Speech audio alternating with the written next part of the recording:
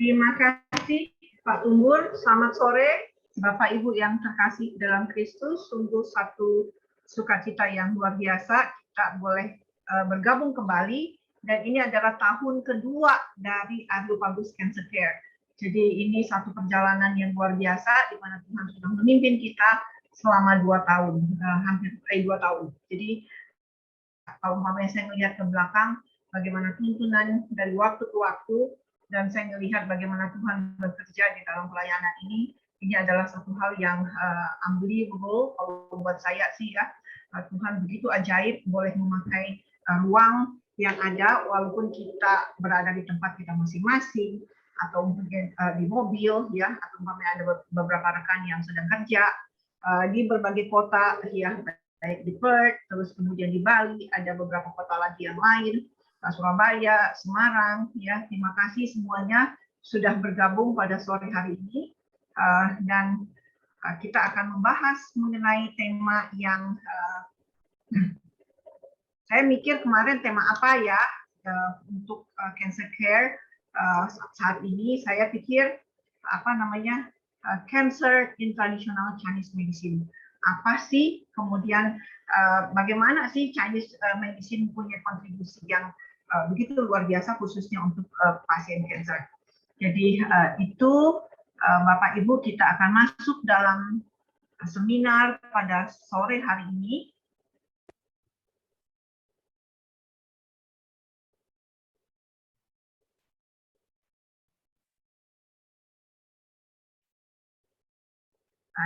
Cancer in traditional Chinese medicine. Saya adalah cancer survivor, belajar Chinese medicine, dan saya juga berpraktek di dalam traditional Chinese medicine maupun juga untuk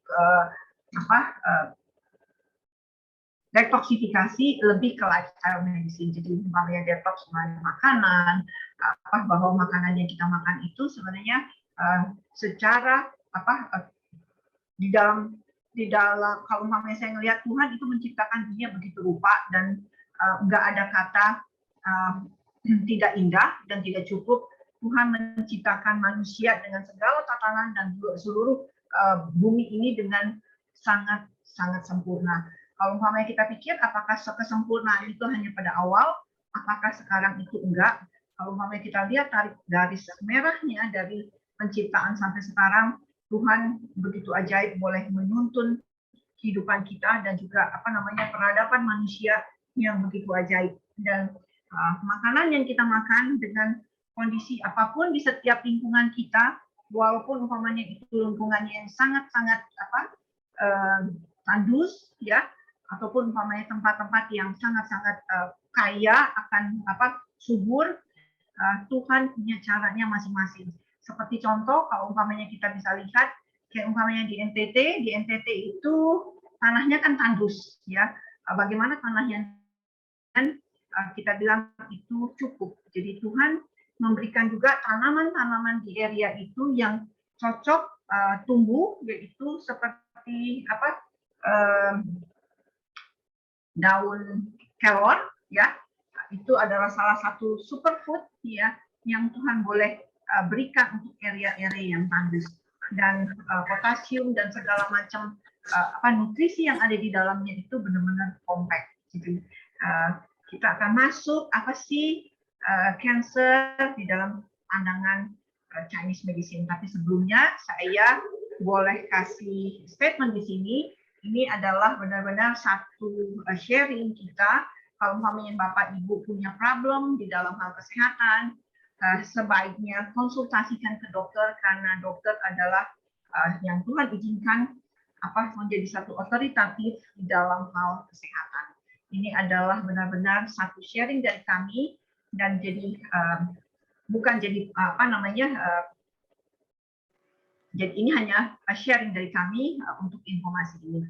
Jadi apapun, datang ke dokter, dia konsultasikan, dan dokter akan memberikan yang terbaik solusi kepada setiap persoalan, khususnya dalam hal kesehatan.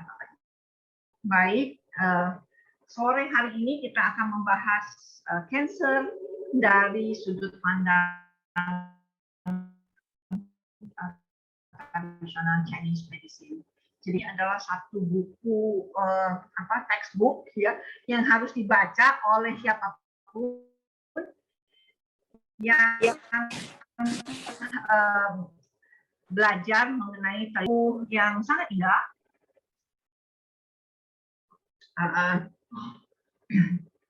yang sangat bagus sekali, yang menjadi reference, dan ini dibuat kurang lebih dari 2000 tahun yang lalu. Ya, jadi Bapak Ibu bisa bayangin ya, 2000 tahun yang lalu mereka bisa nulis dan tulisan itu bisa kita nikmati sampai saat ini.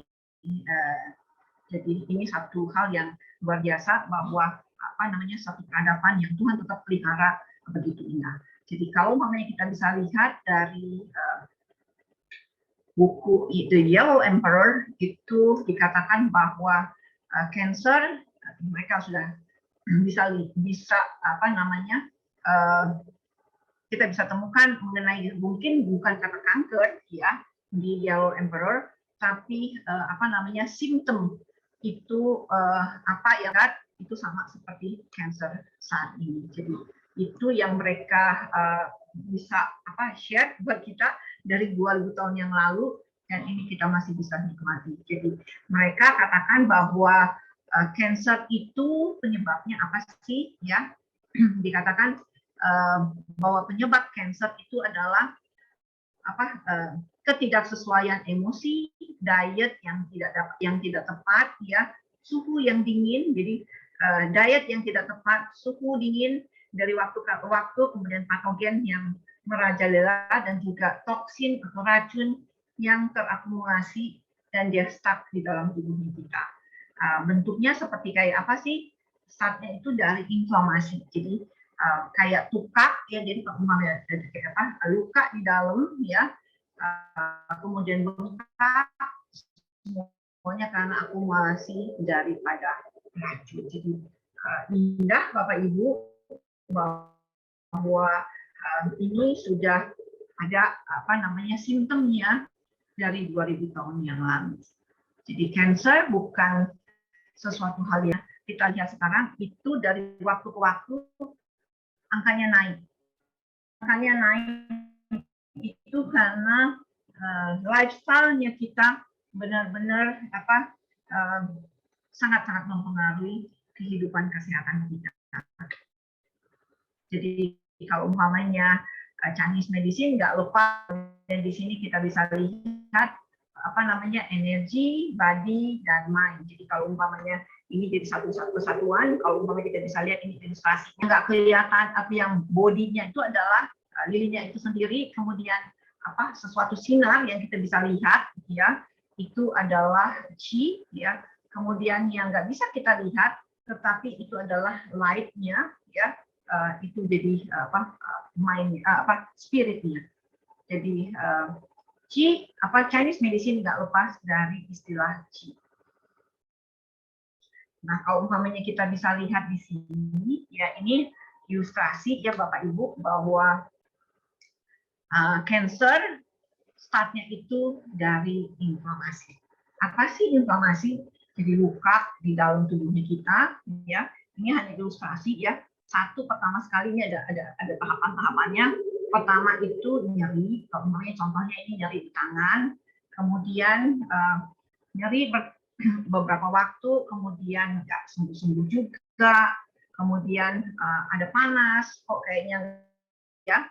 Terus kemudian area itu pertamanya nyeri, kemudian ada panas karena inflamasi atau radang yang berkembang dari waktu ke waktu, dan radang itu berkembang lagi menyebabkan kalau umpamanya kita lihat jadi panas ya, kemudian jadi bengkak, dan terakhir kalau kita lihat tangan di sini dia nggak berfungsi sesuai dengan apa yang kita harapkan. Contohnya tangan, dia akan bergerak, dia bisa ngambil sesuatu, atau umpamanya dia bisa apapun yang dia bisa kerjakan melalui tangan itu sulit untuk berfungsi. Jadi ini step by step yang kita bisa lihat ilustrasinya, bahwa inflamasi itu sangat-sangat kalau umpamanya kita bilang radang ya, Kalau umpamanya radang yang paling gampang bisa dilihat itu adalah jerawat sih sebenarnya. Jadi itu salah satu juga tanda radang yang ada di dalam tubuhnya kita. Kemudian kita lihat di sini kronik inflamasi, ya, maupun juga yang akut maupun juga yang kronik. Nah, kalau umpamanya yang akut itu kayak umpamanya inflamasi kayak kalau umpamanya kita ada kena tumpahan kimia, jadi iritasi, ya, kemudian infeksi, ya. Kalau umpamanya kita jatuh terus kemudian luka, kemudian ada hal yang kebakar atau umpamanya luka nggak sembuh-sembuh, itu termasuk di dalam inflamasi yang akut. Nah, kalau umpamanya kita lihat inflamasi yang kronik itu seperti penyakit-penyakit seperti kardiovaskuler, autoimun, terus kemudian rematik, cancer juga termasuk di dalam kronik inflamasi, lupus, ya, fibromyalgia. Jadi saya punya satu pasien, dia ada penyakit itu fibromyalgia. Jadi seluruh tubuhnya itu nyeri. Kalau umpamanya kita pegang di dari ujung kepala sampai ujung kaki itu nyeri banget. Jadi itu benar, itu saya ada pasien itu kurang lebih waktu awal-awal COVID. Jadi dan sekarang dia udah bisa recover. Jadi chronic fatigue, jadi pusing yang berkelanjutan, itu juga masuk dalam kronik inflamasi, ya. Nah, kalau umpamanya kita bisa lihat di sini, ya, menurut tradisional Chinese medicine, satu, ya, penyebab kanker dari segi pandang Chinese medicine,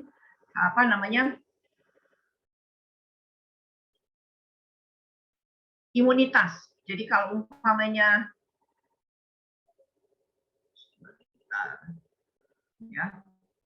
imunitasnya kita,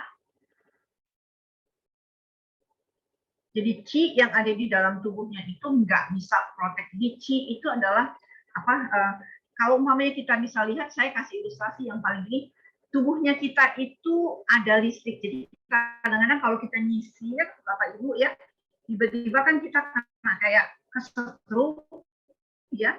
Jadi di dalam tubuh kita itu ada listrik. Jadi listrik itu yang bikin seluruh kita bergerak dan kayak jantung, ya.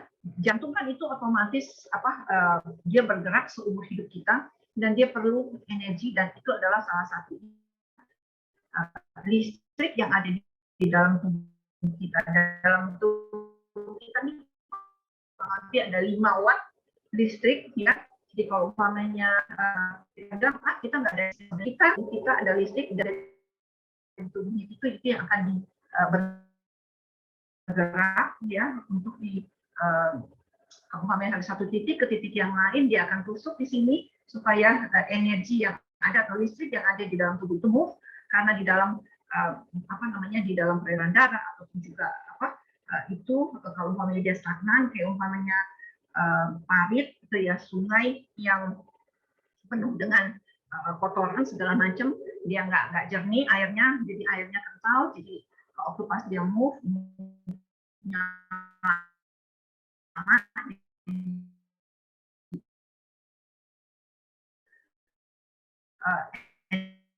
energi untuk menggerakkan dia. Kalau umpamanya enggak, dia akan stagnan. Dari tubuh kita, ya, yang benar-benar menggerakkan seluruh tubuh kita, karena jantung juga perlu elektrik yang Tuhan sudah siapkan di dalam tubuh kita. Jadi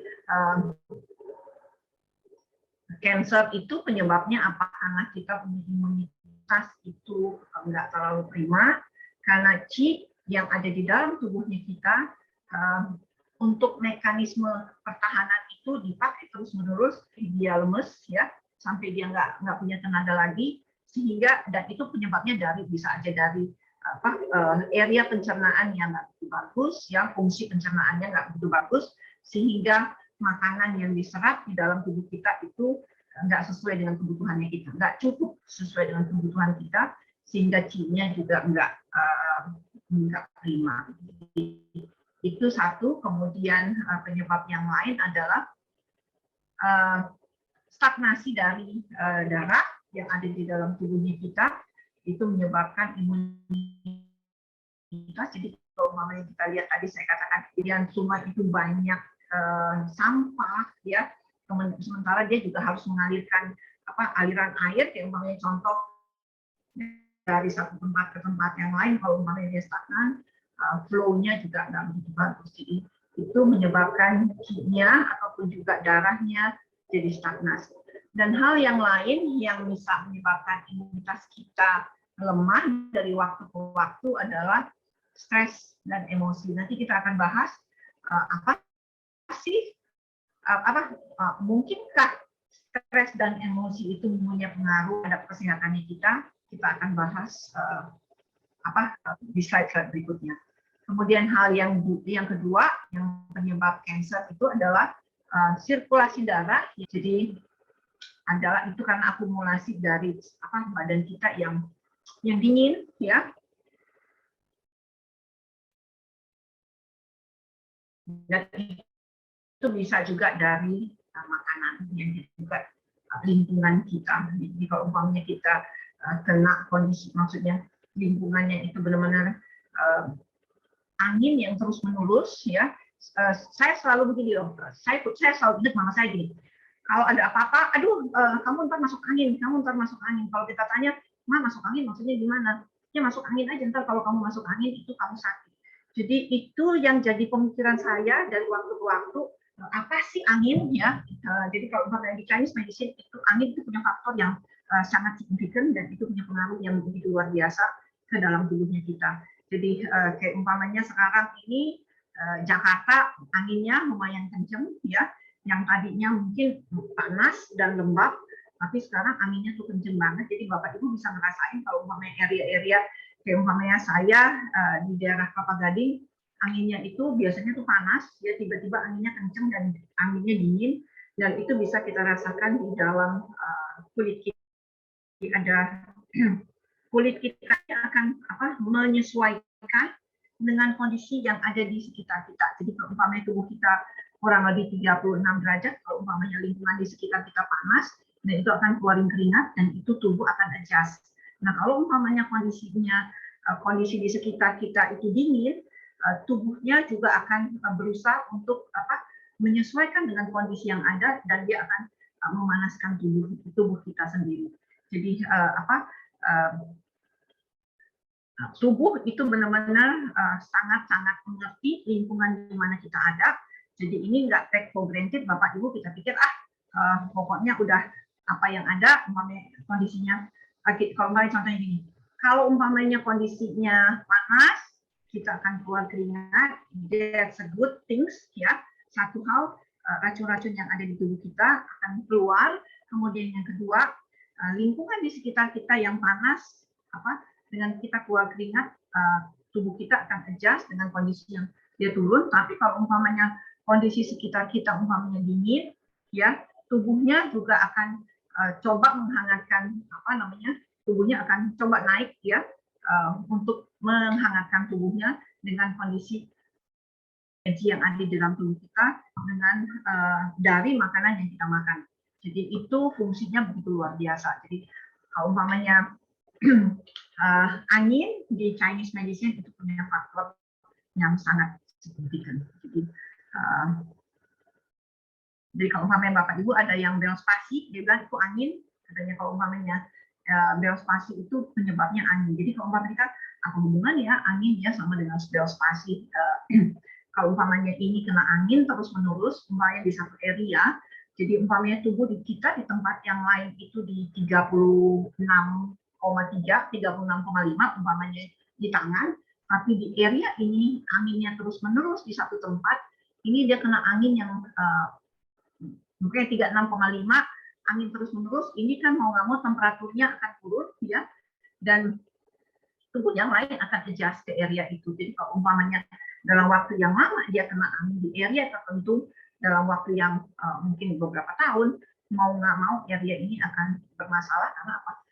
area ini berusaha untuk adjust sedemikian rupa dengan temperatur yang ada, tapi mungkin stamina-nya nggak terlalu bagus, itu akan impact. Jadi itu hanya ilustrasi untuk angin.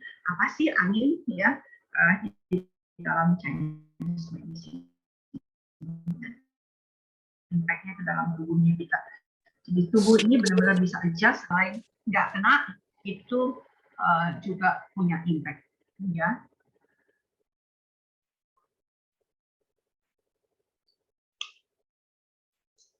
Jadi kalau umpamanya darah kita stagnan, ya, kemudian Qi-nya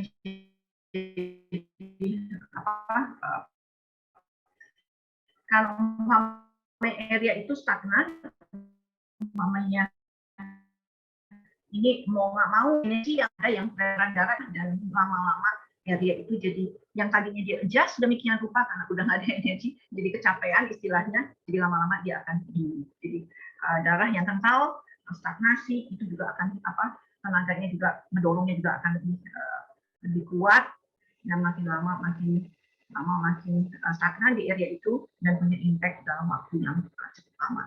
Jadi kalau umpamanya cancer itu nggak datangnya dalam waktu singkat, tapi ini adalah akumulasi yang terus-menerus, ya, dalam waktu yang lama.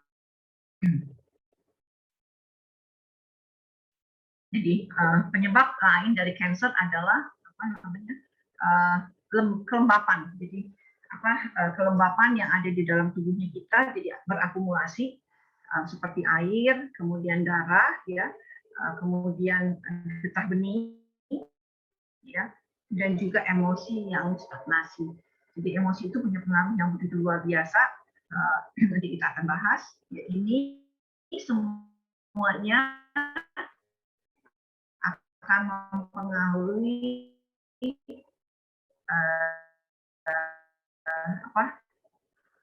fungsi pencernaan kita, juga bisa dipengaruhi juga oleh makanan yang kita makan. Ya, itu sangat-sangat punya kontribusi berlemak, ya, kemudian gula yang tinggi ini juga membuat tubuh kita jadi lembab, ya. Dan yang terakhir itu in and out-nya kita, maksudnya apa yang kita makan, kita keluarkan seimbang atau enggak. Kalau umpamanya kita punya pembuangannya itu enggak, AB-nya enggak lancar, in and out di dalam tubuhnya kita itu hal yang sangat-sangat harus kita perhatikan, khususnya kalau umpamanya ini berakumulasi lama, atau umpamanya kemarin tuh ada satu orang dia bilang, saya kalau umpamanya pup itu biasanya kalau umpamanya dikatakan normal buat dia itu 2-3 hari. Itu udah bagus banget, dia bilang. Tapi kadang-kadang dia bilang bisa sampai 3-4 hari. Jadi ngebayang Bapak Ibu kalau umpamanya kita nggak BAB, ya, kurang lebih 3-4 hari itu kondisinya seperti apa. Kalau umpamanya ini dalam waktu yang cukup lama, ya, dan itu akan impact khususnya akumulasi racun, khususnya di usus besar kita. Dan kalau umpamanya racun, dia akan kembali lagi ke peredaran darah, dan itu Ibu yang lemah di situ yang dia hantam, ya. Kemudian lingkungan, ya, yang mempengaruhi tempat Bapak Ibu yang lembab. Jadi coba perhatikan kalau umpamanya kita di rumah, untuk boleh bebenah untuk area-area yang lembab yang kita boleh. Karena kalau umpamanya area itu lembab, mau nggak mau jamur juga akan berkembang dengan cepat di area itu. Kalau umpamanya jamur berkembang dengan cepat di area itu, kayak umpamanya seperti di tempat tidur, umpamanya lembab, mau nggak mau kita waktu pas tidur atau di bantal kita hirup, lama-lama juga itu akan punya impact. Nah, ini adalah satu ilustrasi bagaimana modern medicine dan traditional medicine berhadapan dengan cancer. Kalau umpamanya modern medicine itu, kalau umpamanya kita divonis umpamanya cancer, ada beberapa alternatif treatment, yaitu untuk berhadapan dengan kanker ataupun juga tumor. Pertama adalah operasi, ya, kemudian kemoterapi maupun juga radiasi, dan juga imunoterapi. Kemudian ada beberapa treatment yang ini targeted terapi khusus untuk beberapa cancer. Jadi kita bisa lihat perkembangan kedokteran yang begitu luar biasa. Jadi ini Bapak Ibu bisa pilih yang mana, ya, modern medicine. Nah, kalau umpamanya traditional Chinese medicine itu mereka lebih menguatkan tubuhnya dan berusaha untuk mengeliminasi masalah melalui herbal medicine, acupuncture, moxa, food therapy maupun juga exercise. Jadi saya katakan traditional Chinese medicine adalah satu komplement. Jadi Bapak Ibu tetap ke dokter, ya, karena itu otoritatif. Dan traditional Chinese medicine adalah satu komplement yang begitu luar biasa.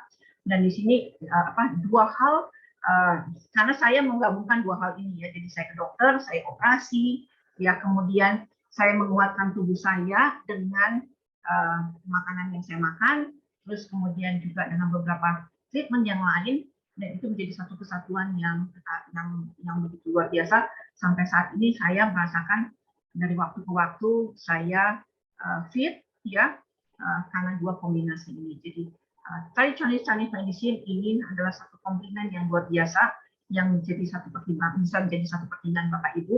Tapi tetap kembali lagi ke dokter Bapak Ibu, dan ini menjadi satu kombinasi antara Barat dan Timur yang begitu indah.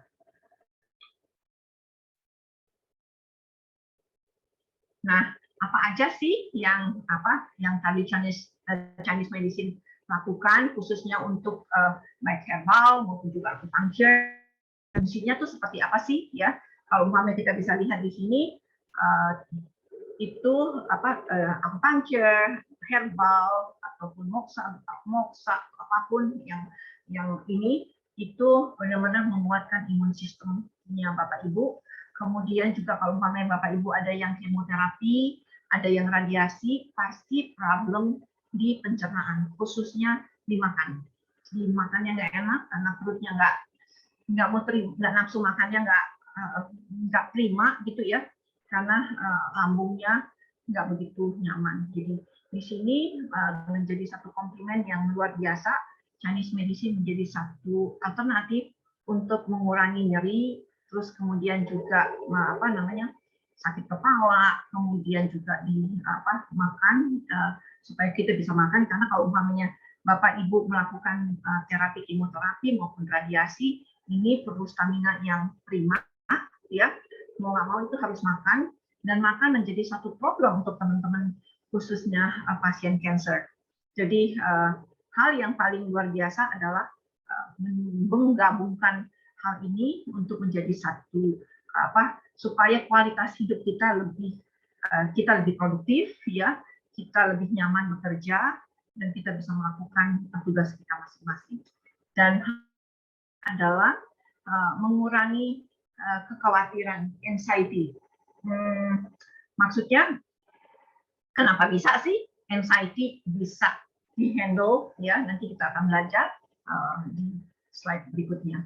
Nah, kemudian hal yang lain adalah yang bisa dilakukan adalah lymphatic massage, ya, manual lymphatic massage itu memperbaiki sistem imun sistem kita, dan itu menguatkan, kalau umpamanya di istilah Chinese itu sanjiao, kalau umpamanya di Western medicine itu sanjiao itu nggak punya umpamanya organ, itu nggak ada organ sih yang bisa dimanifestasi di dalam Western medicine. Jadi kalau umpamanya sanjiao ini adalah satu koordinasi antara jantung dan paru-paru, kemudian pencernaan di situ. Kalau umpamanya jantung, paru-paru di atas, kemudian di tengah itu pencernaan, yaitu limfa, lambung, terus kemudian liver, ya, terus kemudian area pembuangan itu di bawah, di usus besar,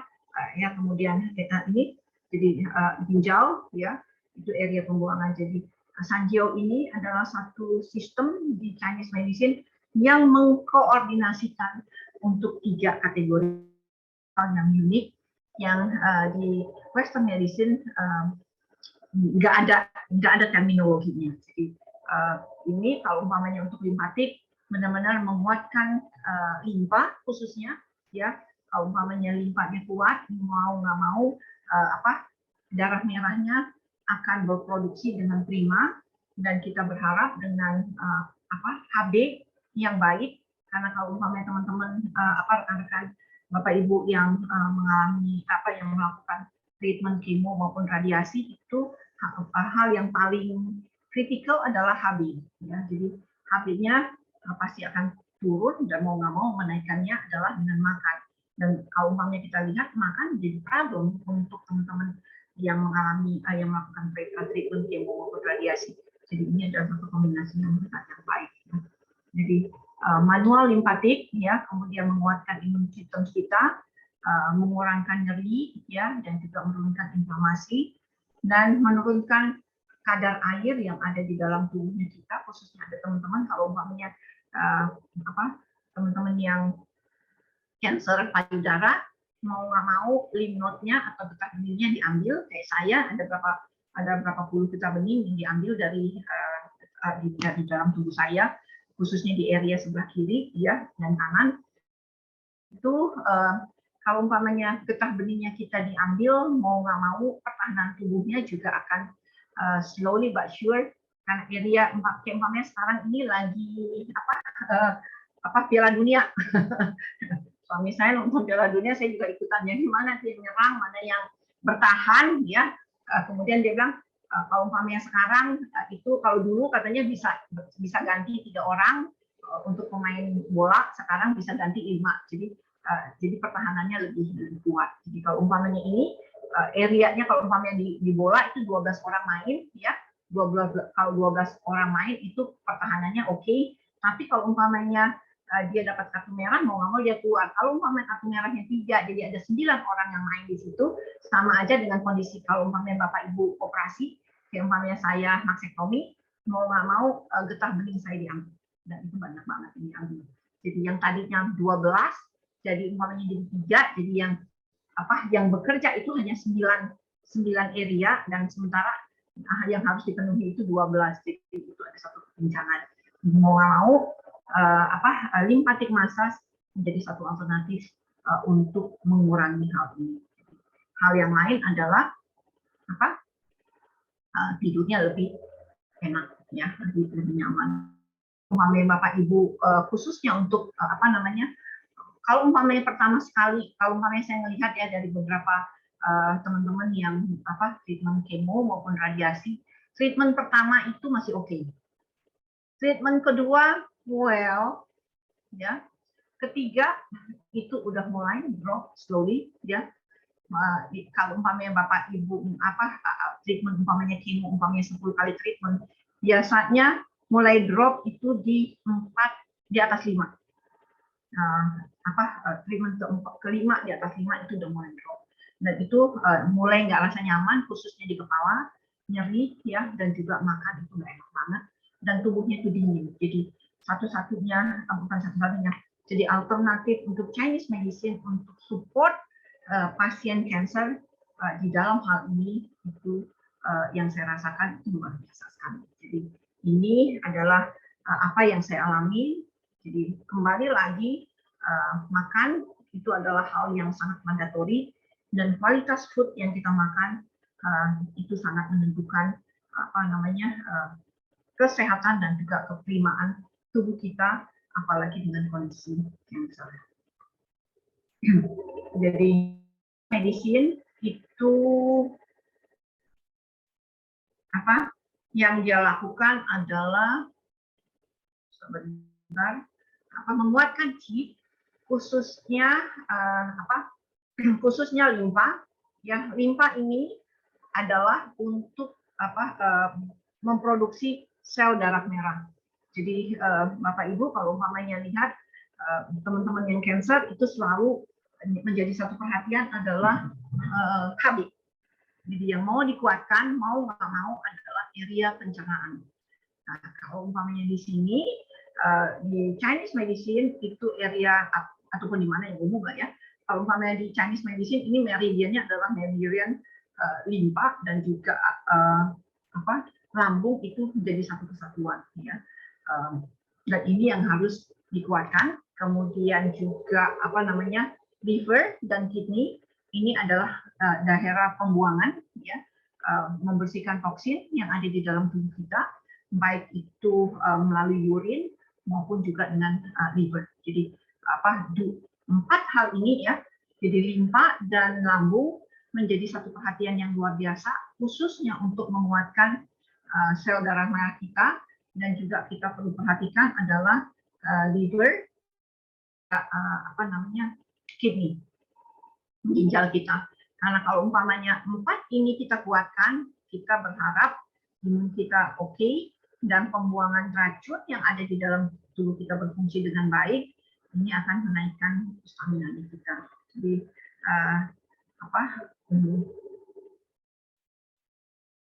jadi kalau saya katakan kedokteran dikombinasi antara West and East, ini adalah satu kombinasi yang saling menguatkan satu dengan yang lain, dan ini benar jadi satu modality, ada salah satu hal yang kita bisa pertimbangkan bersama.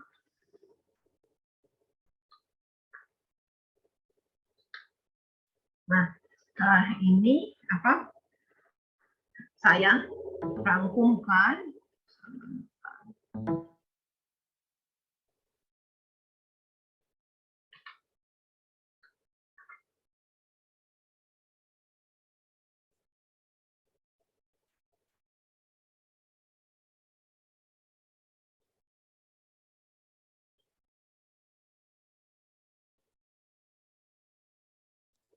Sebentar Bapak Ibu.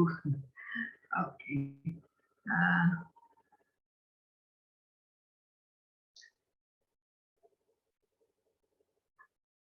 Oke. Rangkuman saya adalah untuk traditional Chinese medicine kalau umpamanya kita buat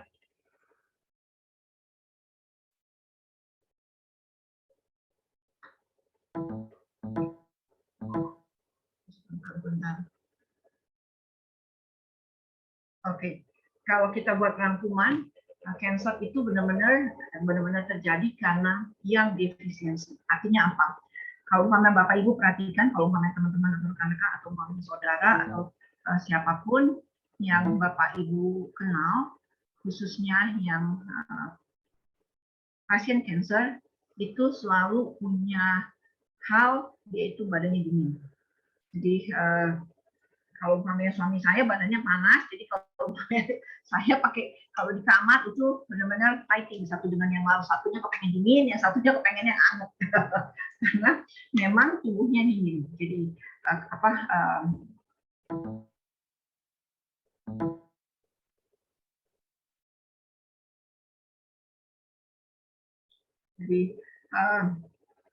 umumnya rata-rata sih seperti itu. Jadi badannya dingin ya, dan dingin itu karena apa? Karena ada stagnasi. Qi-nya stucknya itu di mana? Ya, stucknya itu ada di 3 area, fisik ya, mental maupun juga emosi. Nah, ini yang menarik Bapak Ibu. Secara fisik ya, secara badan kita, secara psikologi ya, dan juga secara emosi. Ini jadi pertanyaan yang menarik yang kita bisa diskusikan bersama setelah sesi tanya jawab, kita bisa diskus hal ini. Tapi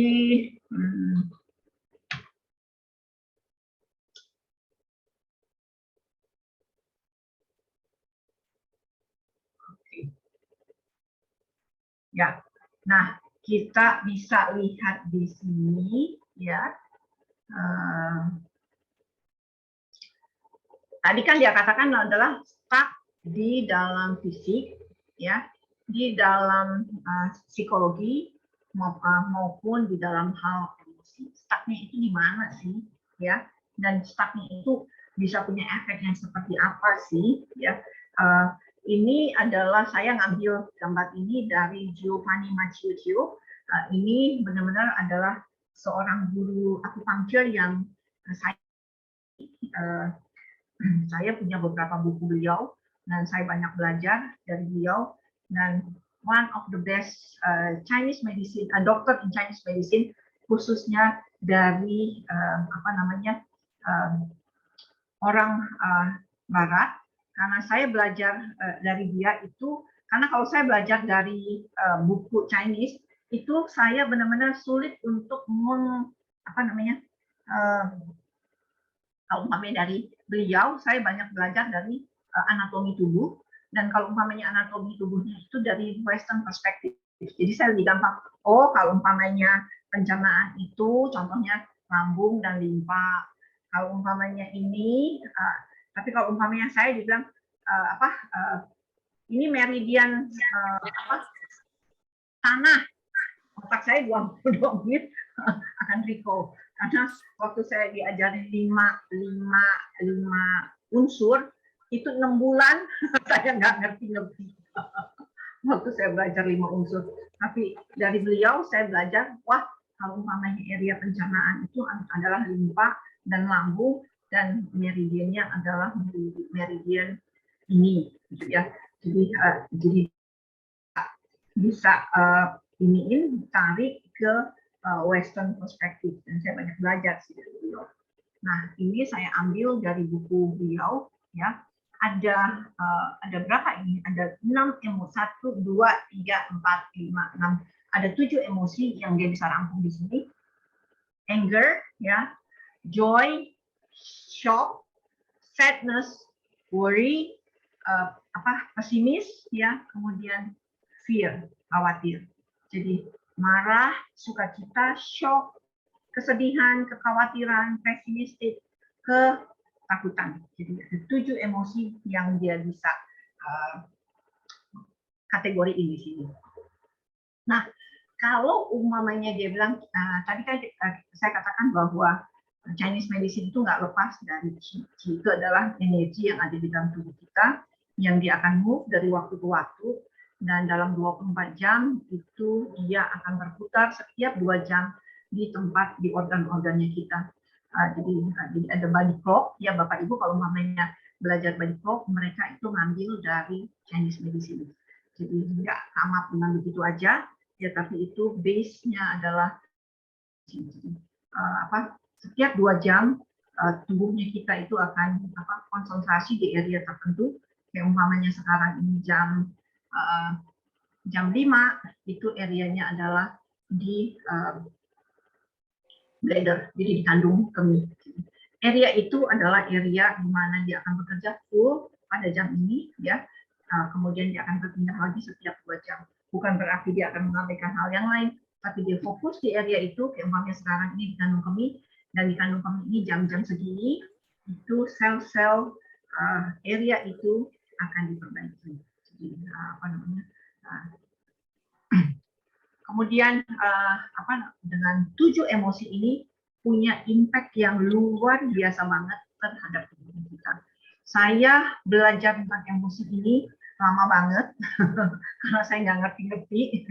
Setiap kali guru saya bilang semua penyakit startnya dari pikiran, tiap hari saya angkat tangan, pertanyaan yang sama, kemudian dia jawab dengan jawaban yang sama. Dia bilang, kamu belajar aja, nanti kamu tahu. Besok saya akan tanya lagi, Losul, apa hubungannya antara pikiran dan emosi? Dia jawab yang sama, dan itu terus menerus. Dan di akhir sesi dan di akhir perkuliahan itu, saya nggak sampai satu hari saya duduk manis gitu ya. Kemudian saya mikir, oh iya ya, saya pernah 4 kali operasi. Pertama tumor, kedua tumor, ketiga tumor, keempat cancer, dan semuanya operasi total, ya maksudnya operasi total anestesi, ya bius total, dan 4 kali dalam kurun waktu 22 tahun. Dalam kurun waktu 22 tahun. Jadi pertama sekali saya operasi itu saya umur 28, ya. tumor di payudara, kemudian tumor di kandungan, kemudian tumor ini juga tumor, ini bukannya losum bibit Bapak Ibu, harganya mahal banget ini. Kemudian terakhir di kanker di payudara. Jadi area mana yang paling lemah dari tubuh kita, di situ yang akan mengalami problem. Jadi dia bisa di mana aja dia mau tumbuh, ya. Ada yang di area otak, ada di pencernaan, ada yang di mama, ada yang macam-macam. Jadi tinggal mana area yang benar-benar emosinya overuse, di situ yang akan diserang. Jadi kalau umpamanya anger, ya, kalau kita itu benar-benar menaikkan chi-nya kita. Jadi kalau umpamanya kita marah, semuanya kan seluruh energinya kita kan benar-benar wake up, ya. Kalau mau wow, ya, kalau mau nggak mau, kalau marah ekspresi salah satu contohnya adalah teriak. Waktu kita teriak, semuanya itu kan energinya itu naik ke atas. Yang kita rasakan waktu kita teriak, di kepalanya langsung berat. Langsung semua energinya itu ada di kepala. Jadi semua konsentrasi ke sana. Jadi waktu kita marah, energi yang paling kena adalah chi-nya naik, ya, naik ke kepala. Kalau umpamanya kita lagi joy, ya, aduh kayaknya suasananya enak banget, sukacita, ada satu hal yang begitu luar biasa yang kita bisa rasakan, chi-nya akan melambat karena waktu pas suasananya akan jadi lebih cool down, ya. Kalau umpamanya tadi kalau tadi teriak terus kemudian tiba-tiba ada satu sukacita, itu suasananya juga nyaman, vibrasi yang ada di dalam ruangan itu juga kita bisa rasain. Jadi kalau umpamanya perempuan sih sebenarnya lebih sensitif sih untuk hal-hal ini, ya. Kalau umpamanya saya ingat terus kemudian bos saya ngeliatin, suasana enak lagi ya bos gua, ya, kayaknya enak nih, kita cepet masuk. Jadi kita tahu kalau umpamanya suasananya itu enak dan nyaman, kita tahu suasananya itu benar-benar cool down, dan chi-nya itu energinya juga nggak berat, dan itu benar-benar lambat dalam pengertian yang cool, ya. Kalau umpamanya shock, ya, jadi kalau umpamanya tadi teriak terus kemudian tiba-tiba dia langsung senyum, ya, dengan kondisi yang nyaman. Saya aja nih tadi barusan teriak, gitu ya, dada saya juga dalam beberapa detik ini saya ngerasain sih langsung tegang, ya. Itu hanya untuk ilustrasi, apalagi kalau umpamanya barangnya beneran, gitu ya. Ini aja hanya untuk ilustrasi, saya udah ngerasain. Terus kemudian kalau umpamanya dia sukacita, dia chi-nya jadi lambat, ya. Terus kemudian kalau dia shock, kalau umpamanya ada informasi atau apapun, ya, yang dialami pada saat itu, chi-nya akan berhamburan. Kita dengar kalau umpamanya kita dengar satu hal yang beritanya itu nggak menyenangkan, ya, itu benar-benar bikin kita shock. Shock artinya apa? Wah, ini berhamburan deh, ini kepalanya rasanya tuh kayak mau kalau umpamanya tadi tegang, kalau marah itu tegang begini, ya. Tapi kalau umpamanya shock itu bikin kita berhamburan, otaknya jadi kayaknya kepecah-pecah, ya. Terus kemudian kepedihan atau kesedihan, kayak umpamanya satu keluarga yang ditinggal, umpamanya kepedihan di dalam hal kedukaan, dan kalau umpamanya itu chi-nya itu ngumpul di satu tempat. Jadi kalau umpamanya kita lihat orang yang dalam satu kedukaan, mukanya pasti akan badannya pun ikut bertumpuk di satu tempat. Jadi areanya itu benar-benar dia ngumpul di satu titik. Jadi itu yang bikin dia nggak nyaman. Kalau umpamanya kemudian hal kekhawatiran, ya, chi-nya itu jadi bikin simpul, ya, bikin simpul. Jadi kalau umpamanya saya lihat, kalau umpamanya ada beberapa titik, kalau umpamanya saya lagi acupuncture, gitu ya, kalau umpamanya itu pasiennya benar-benar khawatirnya itu sangat-sangat berlebihan dan arahnya lebih ke anxiety, itu bisa muter karena kayak benar-benar kayak simpul. Jadi waktu pas ditarik terakhir itu benar-benar dia muter ininya jauh.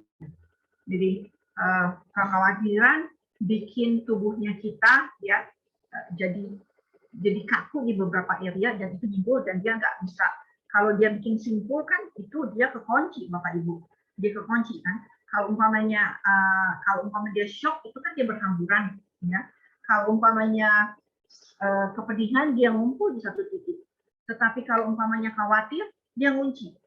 Jadi darahnya itu kalau umpamanya mau didorong juga perlahan tapi pasti akan stagnan di area itu dan itu lama banget untuk dia bisa rilis. Jadi kalau umpamanya dia pesimis juga kecilnya itu seperti nyimbul. Dan kemudian hal yang lain adalah mengenai kekhawatiran. Bukan kekhawatiran, worry itu kekhawatiran, tapi hal takut. Takut itu membuat chi-nya kita itu turun. Kalau umpamanya kita takut, yang paling kita rasakan adalah seringkali kita jadi sering buang air kecil. Jadi energinya itu turun. Jadi kalau umpamanya dibahas, kalau di kita itu kalau kamu khawatir ya, dan kita masih oke. Tapi kalau umpamanya bilang, wah kamu takut ya, jadi takut itu adalah satu kalimat yang sangat nggak enak ya, jadi bikin orang itu jadi langsung repress gitu ya. Di sini takut dalam pengertian bukan takut yang wah saya kalau umpamanya laki-laki saya harus maco, saya harus ini, saya nggak perlu takut. Di sini dalam pengertian takut itu adalah takut melepaskan sesuatu yang kita dalam pengertian yang luas ya. Bukan berarti kalau umpamanya memang ada orang-orang yang takut benar-benar fobia, tapi ada juga beberapa orang yang takut di sini adalah saya takut kehilangan yang saya cintai. Contohnya apa namanya ketakutan untuk harta ya, contoh ya, kekhawatiran mengenai harta, bukan kekhawatiran lagi. Kalau mama khawatir cuman sampai di oke, saya cuma khawatir, tapi saya nggak takut. Tapi kalau mama takut itu kan levelnya lebih dalam lagi. Kalau mama takut, saya nggak mau kehilangan, contohnya kayak umpamanya saya waktu pas mau jual kantor karena memang harus dijual, nah itu saya marah dan itu benar-benar saya takut, bukan berarti saya ini, tapi benar-benar saya takut kehilangan. Jadi itu membuat chi-nya kita jadi turun ke bawah ya, atau umpamanya kalau ada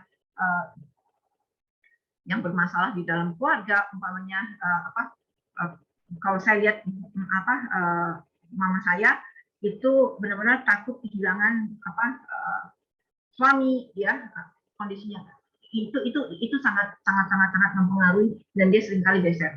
Itu yang saya lihat sih. Jadi ini hanya contoh-contoh Bapak Ibu ya. Bapak Ibu bisa lihat dari 7 emosi ini, Bapak Ibu bisa lihat Bapak Ibu di kategori yang mana. Nah, saya berharap sih Bapak Ibu semuanya di kategori joy. Ya, kita berharap di kategori joy. Kalau umpamanya joy, everything stable ya. Tapi ini semuanya bervariasi untuk setiap orang. Nah, kalau umpamanya area ini terus-menerus marah, kalau umpamanya marah terus-menerus ya, ada orang yang karakternya memang as a leader dia mau nggak mau harus drive semua orang untuk maju. Mau nggak mau kalau umpamanya at the end of the day marah, kalau umpamanya segala sesuatu itu nggak berjalan sesuai dengan apa yang diinginkan. That's okay gitu ya. Tapi nanti kemudian kalau umpamanya itu hanya cuma sampai di situ aja, dia bisa settle down. Oke, tapi kalau umpamanya terus-menerus di area itu terus-menerus, dia akan juga mengalami kayak umpamanya anger, nggak jauh-jauh, anger itu akan mempengaruhi jantung, ya. Terus kemudian juga mempengaruhi juga diabetes, ya, atau umpamanya juga cirrhosis. Kalau umpamanya shock, ya, itu tinggal areanya macam-macam. Kalau umpamanya sadness, itu lebih dipengaruhi oleh mempengaruhi paru-paru kita. kekhawatiran itu arahnya ke limpa, kemudian fear itu lebih ke ginjal. Jadi fear di sini bukan ketakutannya ini, tapi ketakutan tidak mau kehilangan sesuatu yang kita benar-benar cintai atau memang itu benar-benar sangat-sangat valuable untuk kita. Nah, ini Bapak Ibu yang mempengaruhi semuanya, dan kalau umpamanya ini berlama-lama, ini akan stagnasi atau dia akan kekurangan. Jadi kalau umpamanya dia akan kekurangan, itunya akan kalau ada beberapa area ya, jadi kalau umpamanya ada beberapa pasien, kemudian yang paling gampang dipegang itu adalah kanker payudara karena dia posisinya paling luar. Jadi kalau umpamanya kanker payudara, Bapak Ibu bisa lihat kalau umpamanya kanker payudaranya yang bermasalah itu di area mana, di kiri apa yang di kanan. Bapak Ibu bisa pegang kalau umpamanya area yang kiri yang bermasalah itu agak lebih panas dibanding area yang kanan yang nggak ada bermasalah. Jadi kenapa dia panas? Karena inflamasi.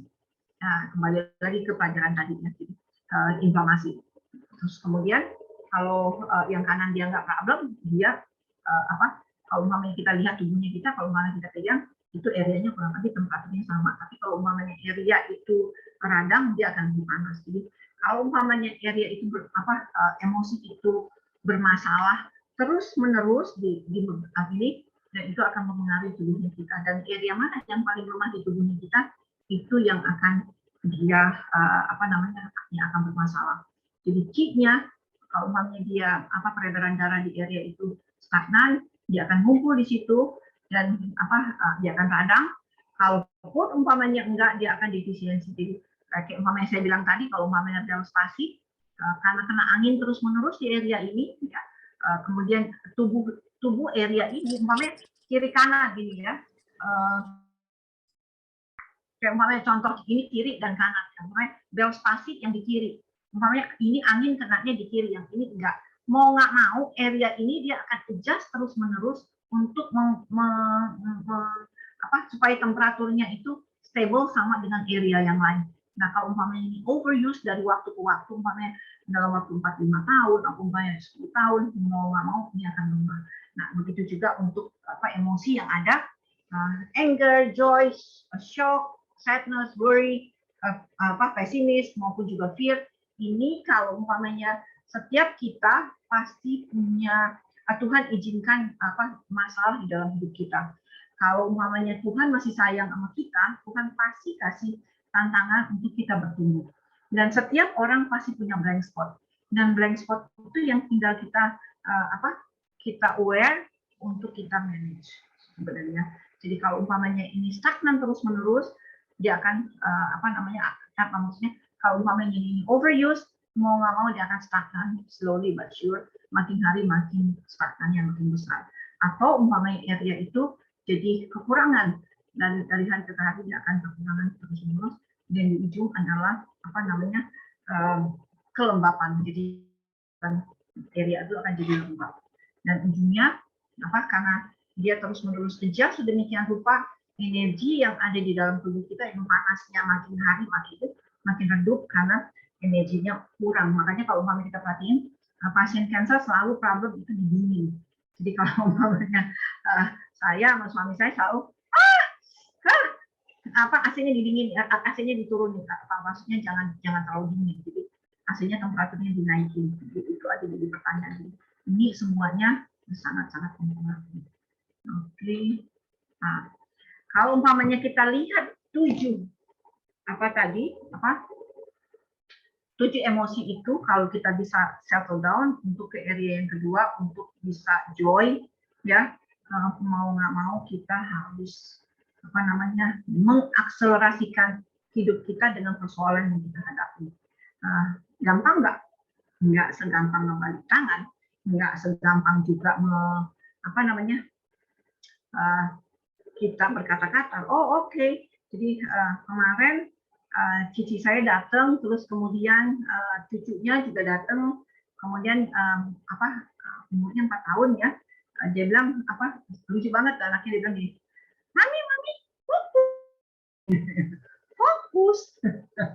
Jadi anak-anak sekarang karena mamanya mamanya umur tiga, anak saya umur tiga, jadi bilang, mami fokus. Jadi itu kalimat bukan kalimat dia sih sebenarnya, kalimat maminya.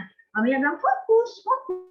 Jadi untuk cancer patient, kalau mana kita bisa settle down dengan setiap persoalan yang kita hadapi, dengan cara apa?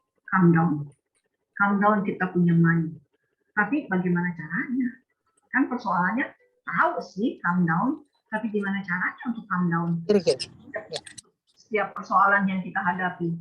Jadi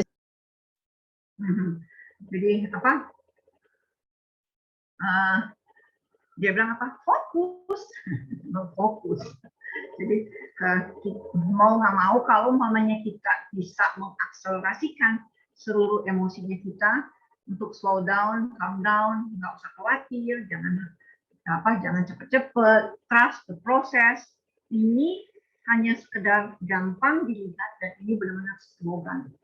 Yang saya alami adalah waktu saya cancer, kemudian saya bergumul dengan setiap persoalan saya, ini nggak semudah yang saya pikirin.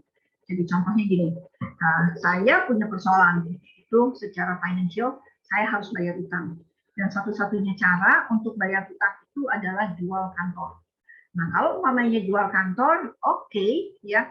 Tapi saya secara pribadi nggak setuju gitu. Mungkin saya nggak maksudnya gini, saya punya persoalan di dalam hal ini, contoh ya, saya punya persoalan dalam hal financial dan saya harus bayar utang.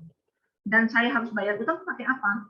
Mau nggak mau kan saya harus mikir, waduh kalau umpamanya ini kan saya harus mikir ini objektif saya untuk bulan depan atau bulan ini saya harus ngumpulin uang untuk supaya installment atau umpamanya cicilan saya tertutupin. Tapi dengan beberapa keadaan itu kayaknya nggak bisa gitu ya. Mau nggak mau kan saya dan suami itu mikir, ini gimana ya cari alternatif lagi, apalagi yang lainnya. Semua hal dipikirin. Terakhir apa? Kayaknya nih secara kalkulasi nggak cukup untuk kita bisa beresin kita punya cicilan. Nah, ini contoh. Mau nggak mau, khawatir kan? Nah, khawatir, kita mikir, waduh kalau umpamanya saya khawatir, mau nggak mau yang akan kena apa? Lambung. Lambungnya kena. Saya nggak pernah punya seumur hidup. Karena kalau saya makan tuh benar-benar saya makan dengan lumat, ya. Jadi masuk ke makanan itu ke lambung, dia udah lambungnya kerjanya nggak terlalu berat. Ya. Jadi saya nggak pernah tuh ngerasain asam lambung itu kayak apa.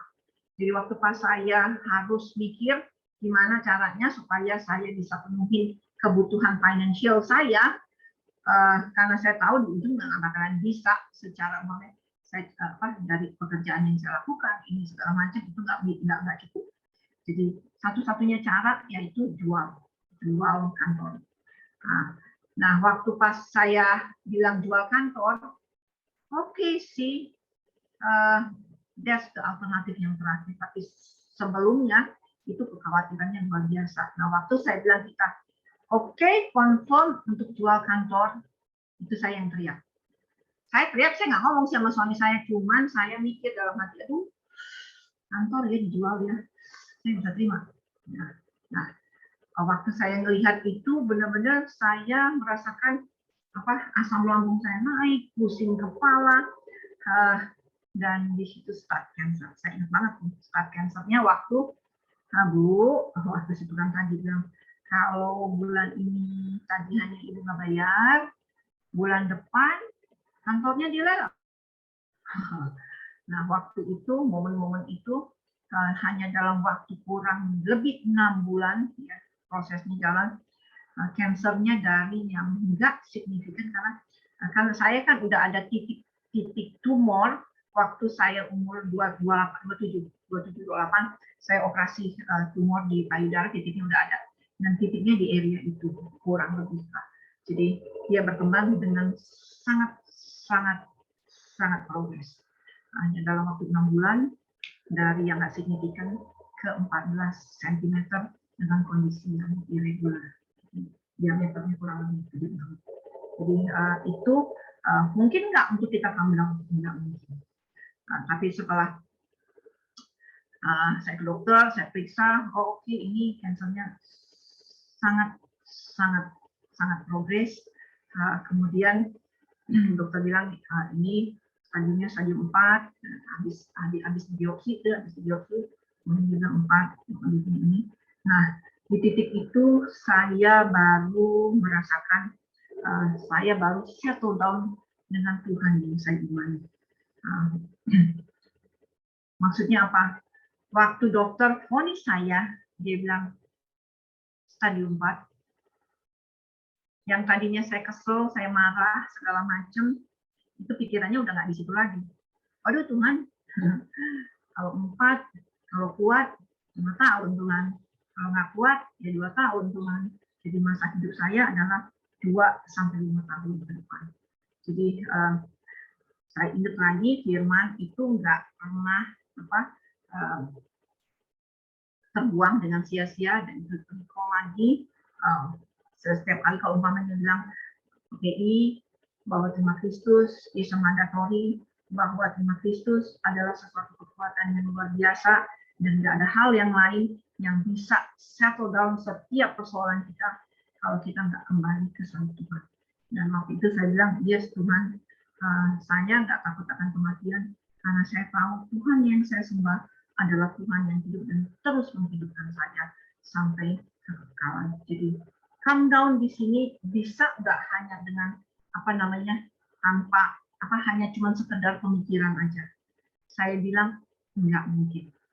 Itu adalah sesuatu yang sangat impossible.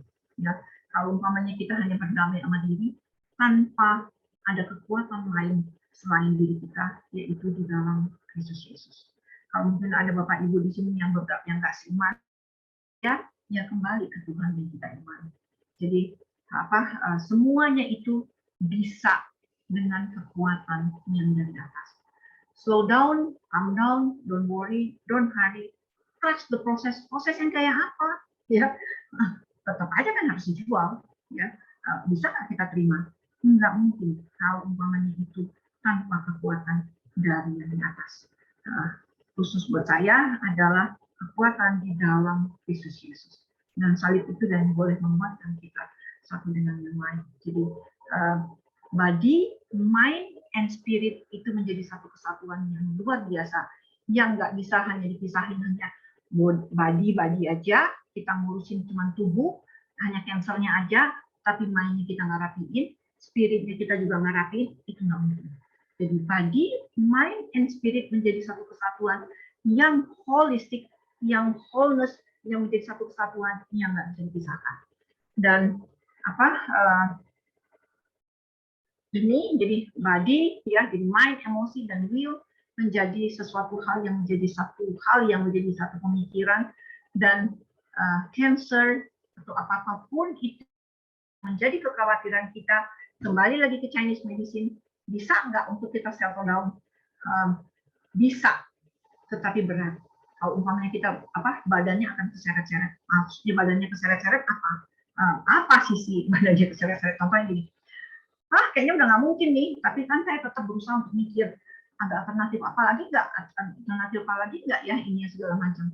Akhirnya waktu kita hanya berfokus kepada diri kita sendiri, akhirnya lambungnya akan naik karena kita tahu waktu kita lihat di depan itu udah nggak mungkin. Jadi tetap sih saya jual kantor dan saya jual ini untuk bayar utang dan segala macam. Tetapi di situ ada kelegaan. Jadi bukan berarti kita bilang, waduh kita akan doa terus kemudian ada mujizat yang luar biasa, utangnya dibayar semuanya dengan ada orang lagi yang nutupin itu. Saya sih nggak bilang begitu Bapak Ibu ya.